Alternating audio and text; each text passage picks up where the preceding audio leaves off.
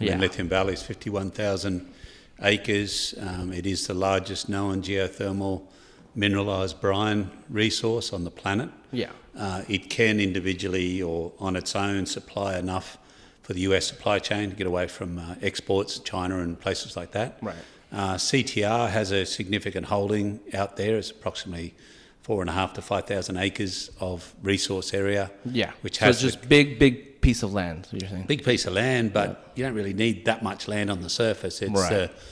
Subsurface. So 8,000 feet below is a massive mineralised, superheated churning of brine, right? And this brine has been produced the same way for 45 years this year by Region 1, Cal Energy. Very long history, right? And So this is not a new type of No. system. This has already been in... Yeah, even the lithium recovery is not that new. I mean, if you think about history, I mean, the Region 1 of 44 or 45 years has been producing power and recovering minerals all of those years. Right.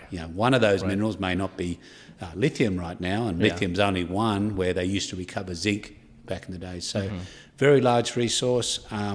I think, overall, as far as CTR is concerned, we're looking at this as scale and scalability. So scale is one thing, like I just spoke about. The whole thing is massive, right? Yeah. But to be able to do that, we've got to look at this like you would do a panhandle development, oil and gas type development, where replication and scalability through the same, 7 to 10 steam turbines, 40 wells, and look at the scale that way. And that's where we're going to get reduced cost, become more efficient and replicate instead of sort of designing one plant, then next door they have one that's the same power but it'll look completely different. Right. We're all about replication. So. Right. Just making it efficient.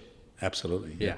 And so a lot of people are, worried that, they're going to see these big old mines and big old holes in the ground. That's not something that you guys are going to be doing, right? This is a closed system that I'm going to put up a graphic of the closed system that you guys showed, a graphic that basically is pulling out from the ground that you guys are already doing, right? Can you explain a little bit how that works with that closed system?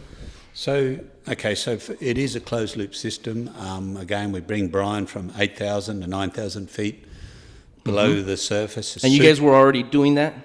Yeah. Yeah, you're already doing that. So We've that's already... done the wells, we've done the testing and everything else. And the industry's been doing it for 45 years, like I said. So it's nothing... Same closed loop system.